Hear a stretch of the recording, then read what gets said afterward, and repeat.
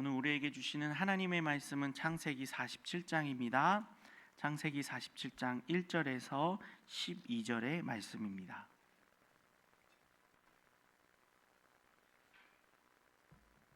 창세기 47장 1절에서 12절의 말씀 우리 한 목소리로 봉독하여 읽겠습니다. 요셉이 바로에게 가서 고하여 이르되 내 아버지와 내 형들과 그들의 양과 소와 모든 소유가 가나안 땅에서 와서 고센 땅에 있나이다 하고 그의 형들 중 5명을 택하여 바로에게 보이니 바로가 요셉의 형들에게 묻되 너희 생업이 무엇이냐? 그들이 바로에게 대답하되 종들은 목자이온데 우리와 선조가 다 그러하니이다 하고 그들이 또 바로에게 고하되 가나안 땅에 기근이 심하여 종들의 양떼를 칠 곳이 없기로 종들이 이곳에 거류하고자 왔사오니 원하건대 종들로 고센 땅에 살게 하소서.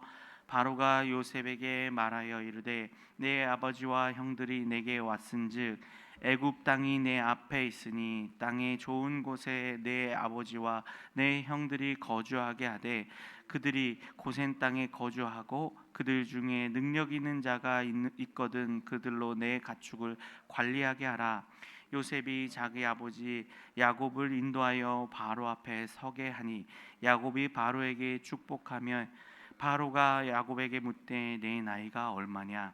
야곱이 바로에게 아뢰되 내 길의 세월이 130년이니이다. 내 나이가 얼마 못되니 우리 조상의 나그네 길의 연조에 미치지 못하나 험악한 세월을 보내었나이다 하고 야곱이 바로에게 축복하고 그 앞에서 나오니라. 요셉이 바로의 명령대로 그의 아버지와 그의 형들에게 거주할 것을 주되 애굽의 좋은 땅 라암셋을 그들에게 주어 소유로 삼게 하고 또 그의 아버지와 그의 형들과 그의 아버지의 온 집에 그 식구를 따라 먹을 것을 주어 봉양하였더라. 아멘. 오늘 말씀의 제목은 왕같은 제사장의 신분을 기억하며 살라라는 제목의 말씀으로 함께 은혜 나누겠습니다. 본문은 요셉의 형들과 아비 야곱의 바로를 아련함으로 마침내 야곱 가족이 애굽의 최고 통치자 바로의 공식적인 승인을 얻어 애굽 땅 고센에 정주하게 되는 장면입니다. 요셉의 형제들은 기근이 끝날 때까지만 머물기 원했지만 하나님께서는 이미 예언하신 대로 야곱의 가족들이 가나안 족속의 제약이 관연할 때까지 즉 430여 년 동안 애굽 땅에 머물도록 작정하셨습니다. 출애굽 사건을 향한 뜻깊은 출발점이 되는 오늘의 본문입니다. 오늘 본문을 보면은 바로에게 야곱이 축복을 하고 또 그 축복을 통해서 하나님의 일하심과 하나님의 자녀들의 정체성을 보여주는 오늘의 말씀이라고 할 수 있을 것입니다. 내용 관찰 문제 1번입니다. 바로는 요셉에게 가족들을 위해 무엇을 명령합니까? 5절과 6절의 말씀을 먼저 함께 보겠습니다. 바로가 요셉에게 말하여 이르되 내 아버지와 형들이 내게 왔은즉 애굽 땅이 내 앞에 있으니 땅의 좋은 곳에 내 아버지와 내 형들이 거주하게 하되 그들이 고센 땅에 거주하고 그들 중에 능력 있는 자가 있거든 그들로 내 가축을 관리하게 하라라고 말합니다. 바로는 요셉의 가족들이 애굽에 들어온 것을 허용하고 또 오히려 그 허용을 넘어서서 그들이 거주하기 원하는 땅을 선택할 수 있는 선택권을 주게 됩니다. 또 거기서 또 더 나아가서 야곱의 가족 중에서 능력이 있는 자 그들이 가축을 치고 목축을 하던 민족이라는 것을 밝혀왔기 때문에 그들의 가족들에게 바로의 가축까지 맡깁니다. 이것은 바로가 요셉에 대해서 얼마나 신뢰하고 그의 능력을 신임하고 있는지 또 요셉이 갖고 있는 영향력이 얼마나 막강한지를 먼저 보여주는 장면이기도 합니다. 죄송합니다. 바로는 요셉에게 애굽의 모든 통치권과 관할권을, 또 그 기간 동안의 수확과 그 수확을 배분하는 모든 일들을 일임하였습니다. 맡겼습니다. 아무리 그렇게 바로에게 능력을 받고 권능을 받은 요셉이라 할지라도 자신의 많은 가족들, 70여 명이 넘는 가족들을 애굽 땅에 정착시킨다는 것은 쉬운 일이 아닙니다. 그리고 바로의 제가가 필요한 일입니다. 물론 요셉이 자신이 그냥 그 자신의 가족들을 숨기고 또 고센 땅과 같이 멀리 있는 땅, 바로의 눈에 띄지 않는 땅을 땅에 정착시키고 그냥 자기가 무마시켜도 상관없을 수 있습니다. 근데 하나님의 계획은 그렇지 않았습니다. 앞에 서두에 설명드린 대로 야곱과 그의 가족들 그리고 요셉의 생각에는 이 기근이 끝나는 때까지만 애굽에 머물고 애굽에 일탁했다가 다시 가나안으로 돌아갈 것이라고 예상했을 것입니다. 그러나 하나님께서는 우리가 잘 아는 것처럼 이 야곱의 가족이 애굽에서 번성하여서 한 민족을 이루게 하시고 430여 년 동안 애굽에 거주하게 만드십니다. 그리고 그 430여 년 후에 애굽을 나가게 하십니다. 그 우리가 잘 아는 것처럼 출애굽의 역사이죠. 이처럼 하나님께서는 애굽 땅에서 이 요셉과 야곱의 가족들이 수백 년 동안 머물게 하실 작정이십니다. 그렇기 때문에 그냥 인간적인 방법으로, 편법으로 요셉이 그냥 자기 능력대로 그냥 자기 가족들을 자기가 원하는 땅에 아무데나 정주하게 하고 조용히 있다 내보내는 그런 인간적인 방법을 도모하는 것이 아니라 공식적으로, 정식적으로 바로의 제가를 받고 그들의 가족들이 오히려 바로의 환대를 받고 더 나아가서는 바로의 가축들을 관리하는 그런 직분까지 얻어가면서, 그리고 그들이 살기 좋은 땅, 후반에 나오죠, 라암새 땅을 그들의 소유로 주기까지 하면서 그들이 이 애굽에서 정식적으로 그리고 오랜 세월 정주하게 하십니다. 머물게 하십니다. 이것이 하나님의 계획이었습니다. 왜냐하면요, 이 야곱의 가족을 통해서 민족을 이루어야 하기 때문입니다.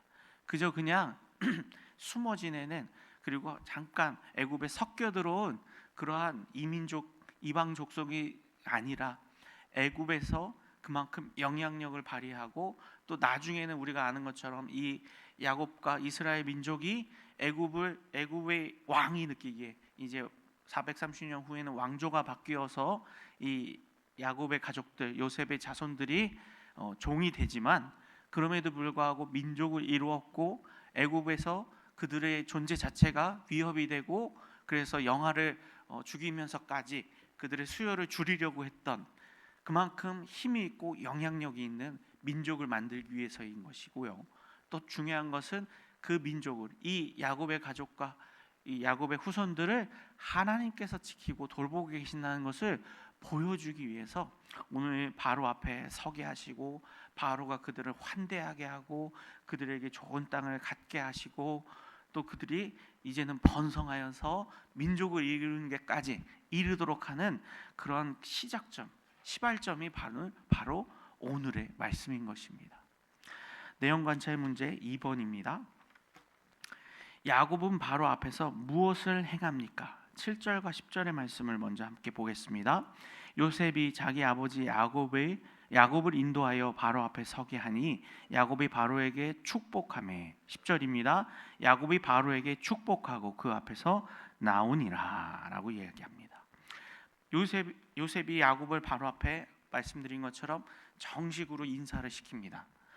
그리고 그들이 원했던 땅을 먼저 자기가 바로에게 허락을 받죠. 고센 땅에 머무는 것을 허락받고 또 거기서 더 나아가서 그들이 원하는 땅, 그들이 보기 좋은 땅, 바로가 그들에게 땅이 좋은 곳에 거하라라고 얘기했던, 그렇게 해서 허락을 이미 받아놓은 다음에, 그런 다음에 야곱을 인사시키고 소개시킵니다.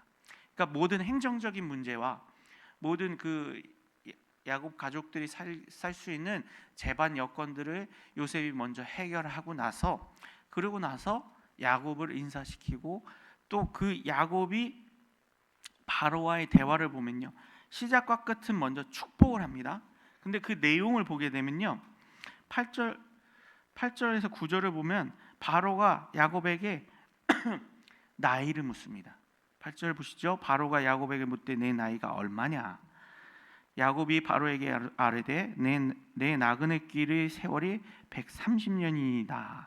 내 나이가 얼마 못 되니 우리 조상의 나그네 길의 연조에 미치지 못하나 험악한 세월을 보내었나이다 하고 이렇게 사적 대화를 나누게 됩니다.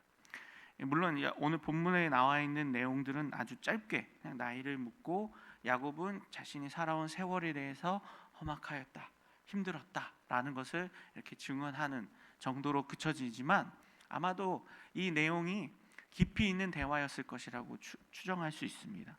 바로가 그냥 나이만 묻는 것이 나이를 물었을 때 야곱이 자신의 나이와 자신이 살아온 세월에 대해서 언급을 하고 있다는 것이죠. 그리고 그 세월이 우리 조상들이 살아온 시간보다 짧은 인생이지만 내가 130년이나 살았지만 근데 또 이것이 이 시대 바로의 그 수명 애굽인들의 수명과 비교했을 때는 굉장히 긴 세월입니다. 그렇게 자신의 인생을 소개하고 이야기하는 대목이 나오게 됩니다. 그러면서 그 앞뒤로 처음에 만났을 때 축복을 하게 되고요. 그 다음에 또 그 바로의 앞에서 물러날 때에도 그의 인생을 축복을 하게 됩니다. 이것이 단순히 그냥 축복하는 인사말로 우리가 생각할 수도 있겠지만요. 중요한 것은 단순히 축복하는 인사말로 끝나는 것이 아니라는 것을 우리가 알아야 합니다. 그 연장선에서 연구와 묵상 문제 3번을 보겠습니다. 야곱이 애굽 왕 바로를 축복할 수 있었던 이유는 무엇입니까? 야곱이요 바로 앞에 서서 당당하게 축복할 수 있는 것, 그냥 단순히 인사말로써 우리도 이렇게 서로 반갑게 인사하면서 축복하기도 하고 그러지 않습니까? 근데 중요한 것은 야곱이 단순한 인사말로 그들을 축복한 것이 아니라 자신의 정체성을 기억하고 자신의 살아온 세월 속에서 함께 하신 하나님을 기억하고 또 하나님이 주신 복이 무엇인지 축복이 무엇인지를 정확하게 깨달아 알고 있었기 때문에 바로를 축복할 수 있었다는 것입니다. 우리가 조금만 깊게 생각을 해보면요, 그냥 인사말로 바로를 만났고 또 바로가 야곱의 가족들에게 호의를 베풀어 줬으니까 축복의 인사말 정도야 얼마든지 할 수 있겠지라고 생각할 수 있습니다. 근데 반대로 생각해 보십시오. 지금 야곱은 바로에게 오히려 축복을 받고 있습니다. 어떤 축복을 받죠? 애굽에서 식량을 그저 조금 얻을 요량으로 처음에 아들들을 보냈던 야곱입니다. 요셉의 살아있는 생존도 알지 못했던 야곱입니다. 근데 이 모든 과정 속에서 요셉의 생존과 또 요셉이 야곱의 가족들을 애굽으로 들어올 수 있게끔 애굽에서 살 수 있게끔 이 모든 일들을 이끌었습니다. 그리고 그 모든 일들을 받을 수 있었던 이유는 바로가 힘을 갖고 있었고 바로가 요셉을 총리로 삼아서 그에게 모든 전권을 주었기 때문입니다. 그래서 인간적으로 보게 되면요, 야곱은 지금 바로에게 많은 것을 받고 있습니다. 오히려 바로의 축복을 받고 있습니다. 그들의 가족을 보호받고 또 애굽에 정착할 수 있도록 고센 땅도 주고 원하는 땅도 너희가 가져가라. 그리고 너희 중에서 목축을 잘하는 능력이 있는 사람들이 있으면 바로 내 가축도 돌봐라. 엄청난 축복을 받고 있는 것은 바로가 아니라 야곱입니다. 우리가 흔히 생각할 때 세상에서 우리가 일상을 살아가고 직장 생활을 하고 일터에서 살아가고 세상을 살아갈 때 인간적인 눈으로 보게 되면 물질적인 눈으로 보게 되면요, 세상으로부터 우리가 많은 것을 받고 있다고 생각됩니다. 또 직장으로부터 또 내가 살고 있는 일터에서 또 나와 만나는 사람들에게 물질적인 것들을 우리가 받고 있다고 생각을 할 수 있습니다. 오히려 그래서 어떻게 합니까? 그들에게 고마워하고 그들의 축복을 더 받으려고 합니다. 야곱의 입장에서도요, 바로의 축복을 할 수 있는 입장이 아니라 인간적으로 생각하고 물질적으로 생각하고 정치 권력으로 생각하면 바로에게 축복을 받아야 됩니다. 그런데 반대로 어떻습니까? 축복을 주고 있습니다. 줄 게 뭐가 있어요, 야곱이? 지금 오히려 자신의 가족들과 자녀들과 요셉까지도 바로에게 의탁하고 있는데요. 그 말은 무슨 말이냐면요, 야곱이 축복의 의미에 대해서, 복의 의미에 대해서 올바르게 깨달아 알고 있기 때문입니다. 야곱이 생각하는 축복이라는 것은 단순히 먹고 사는 식량이 많고 적음, 또 정치적인 힘과 권력이 있고 군사력이 있고 없고의 그런 유무가 아니라 하나님이 그와 함께 하신다는 것, 그리고 그 하나님이 복의 근원이시며 통로가 되신다는 것, 그것을 알고 있기 때문에 바로를 지금 오히려 역으로 축복할 수 있는 것입니다. 가진 것이 아무것도 없고 오히려 자신이 의탁해야 하고 도움을 받아야 하는 바로에게 오히려 하나님의 축복을 지금 나누어 주고 있는 것입니다. 그러면서 고백하죠. 내 나이가 130년이고 험악한 세월을 살아왔다. 근데 그 속에 담겨 있는 것이 무엇입니까? 이 험악한 세월 속에서 하나님이 은혜를 주심을 알고 있었기 때문에 야곱은 처음 형에게서 축복권을 빼앗고 장자권을 빼앗고 훔쳐서 달아나고 또 달아나서도 그 장인의 집에서 수많은 세월 동안 고난과 역경을 겪고 오히려 반대로 자신도 사기를 당하고 그러면서도 또 하나님의 인도하심을 받아서 그 장인의 집에서도 또 나오고 다시 에서와 만남에서 야복각 강가에서 있었던 그 씨름과 하나님의 그 축복을 받았던 사건들, 그 이후에도 요셉의 출생과 또 요셉을 아꼈지만 그 아꼈던 요셉이 죽었던 것처럼 죽었다고 알게 되고 그 많은 슬픔과 절망을 겪었습니다. 또 그 모든 세월을 지나고 이제는 모든 것을 다 내려놓고 그저 하나님만 바라보며 사는 인생이었는데 인생 말년에 다시 죽은 줄 알았던 자신의 아들 요셉이 살아있다는 것을 알게 되었습니다. 살아있다는 것만으로도 너무 크게 감사하고 축복인데 오히려 그 죽었던 아들로 여겼던 요셉이 애굽의 총리가 되어 있고 바로의 신임을 받는 자가 되어 있습니다. 그럼 우리가 생각할 때는 이 모든 일들이 야곱이 느끼기에는 인간적으로만 생각한다면 나는 아무것도 아니구나, 보잘것없는 존재이구나, 인생 말년이 돼서 결국에는 바로한테 의탁을 하고 요셉의 덕을 봐야 되는구나, 이렇게 생각할 수 있습니다.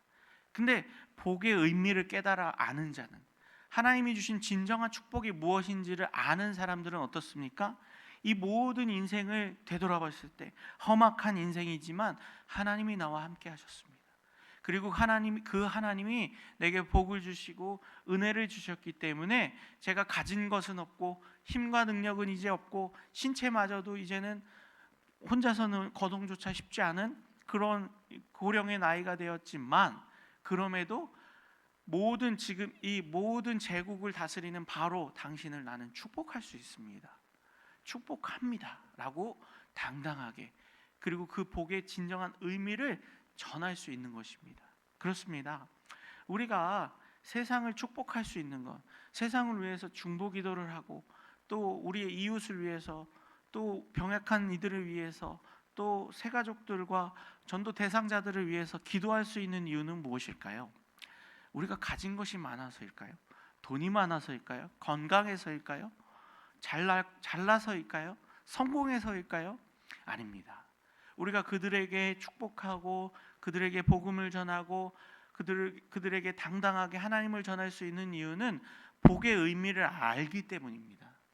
돈을 많이 번다든지 건강한다든지 권력을 많이 갖고 있다든지 인기가 많다든지 이런 인간적이고 세속적인 그러한 잘됨이나 성공이 진짜 복이 아니라 하나님이 우리 인생에 함께 하시며 하나님이 우리 인생을 이끌고 계시며 함께 동행하신 것이 진짜 축복임을 알 때에 우리는 세상을 축복할 수 있고 우리 만나는 사람들을 축복할 수 있는 것입니다. 우리의 정체성 그리고 우리가 받는 그 복이 어디로부터 비롯되는 것인지를 알 때에만이 복을 빌어줄 수 있고 그들을 축복할 수 있으며 우리 자신을 보잘것없게 여기지 않고 오히려 존귀하게 여길 수 있는 것입니다. 마치 우리가 가진 것은 하나도 없지만 왕 같은 제사장의 신분으로 하나님이 나와 함께 하시고 하나님이 나를 구원해 주셨기 때문에 그 당당함을 가지고 그 정체성을 가지고 세상을 축복하고 나와 만나는 이들을 축복하고 그들을 위해서 기도할 수 있는 것입니다. 오늘을 사는 저와 우리 성도님들도 이러한 우리의 정체성과 참된 축복의 의미를 깨닫고 그 의미를 가지고 오늘 하루를 살아가며 세상 사람들과 나와 만나는 모든 사람들을 축복하는 우리 성도님들 되길 소망합니다. 느낀 점 4번입니다. 바로 앞에 제사장처럼 서서 그를 축복하는 야곱의 모습을 보며 무엇을 느낍니까? 진정한 복과 우리의 정체성을 안다면 세상의 모든 부와 권력을 가진 자 앞에서도 당당하게 그리고 온전하게 하나님의 축복을 선포할 수 있음을 느끼게 됩니다.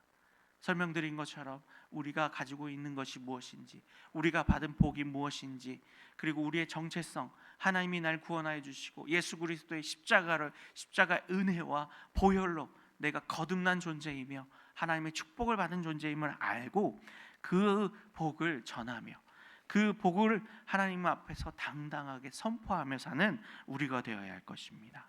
결단과 적용 5번입니다. 내가 왕같은 제사장이자 하나님의 자녀로서 정체성을 지키며 산 적은 언제입니까? 세상 권세에 굴복하지 않고 복의 통로로 살아가기 위해 무엇을 실천하겠습니까? 오늘 우리는요, 우리 안에 주신 축복의 의미를 깨닫고 그리고 오늘 또 우리에게 주어지는 하루의 삶, 또 우리와 만나는 사람들, 또 내가 해내야 할 일들 속에서 하나님이 오늘도 나와 함께 하시며 오늘도 나에게 축복하여 주고 계신다. 그 복이 있기 때문에 돈은 조금 없다 할지라도, 건강은 조금 연약해졌다 할지라도, 힘은 조금 딸린다 할지라도 하나님이 오늘도 나와 함께 하시며 인도하여 주시며 보호하여 주고 계신다라는 그 믿음으로 살아가는 저와 우리 성도님들 되기를 소망합니다. 오늘의 기도 함께 읽겠습니다. 이 땅에서 왕같은 제사장으로서 하나님의 복을 전하는 사명을 힘있게 감당하게 하소서. 아멘.